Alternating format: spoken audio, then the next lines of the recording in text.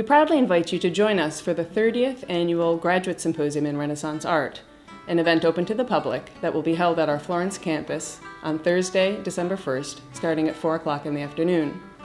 At the symposium, our 4 graduate students will present their capstone research projects, each in a 20-minute paper.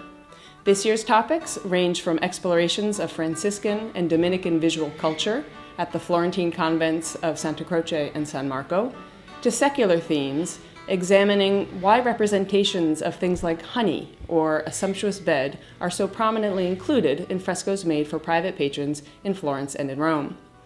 Each paper is the result of a full year of research in Italy, when students examined firsthand Renaissance documents, texts, and works of art, making an original contribution to the field. If you can't attend the symposium on December 1st, please join us via live streaming of the event.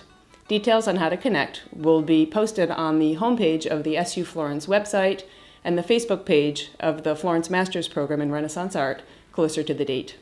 Let's listen to the graduate students now describing their individual research projects. My study focuses on a set of Maiolica pharmacy jars made in Montelupo for the convent of San Marco between the years 1580 and 1620. The set is unlike any other in the history of Renaissance ceramics because of the portraits of important Dominican saints on the fronts of the jars.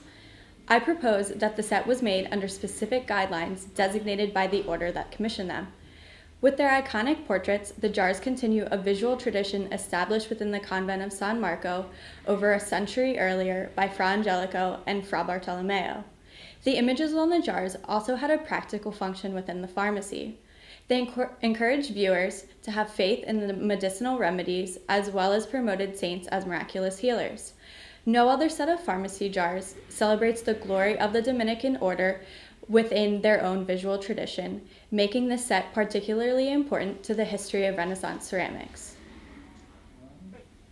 My research focuses on the large 4-poster bed and its accompanying mirror in Sotoma's fresco, The Marriage of Alexander and Roxanne. The fresco is located in the bedroom of Agostino Chigi, the wealthiest man in Rome in the early 16th century. The large bed was not included in any of the preliminary drawings made by Raphael for the fresco.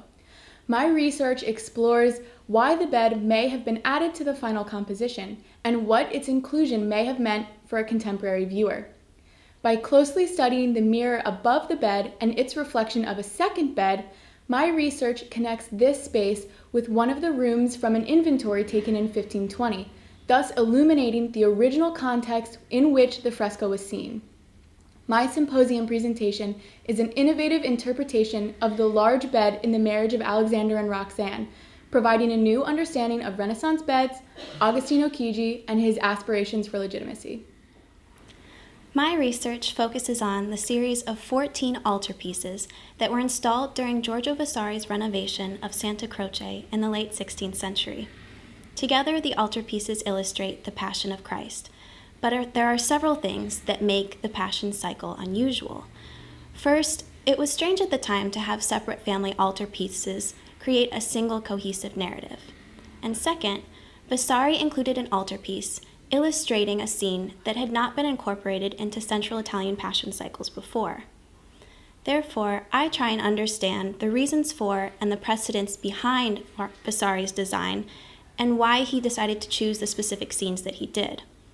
What I have discovered is that the altarpieces are modeled on the prints by German printmaker Albrecht Dürer, whose prints by the late 16th centuries had become extremely popular in Central Italy, especially for artists, which allowed Dürer to influence Central Italian artwork, and through that, the altarpieces of Santa Croce. The depiction of honey in art was rare during the Renaissance.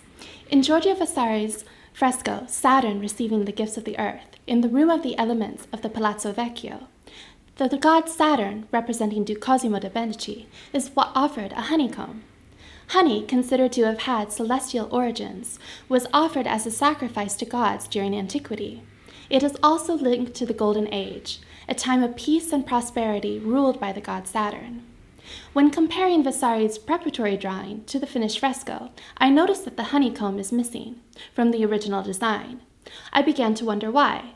Because the fresco depicts Golden Age elements described in the writings of classical authors such as Ovid and Virgil, Vasari may have been looking at ancient literature, which was widely circulated during the 16th century when creating the composition for his fresco.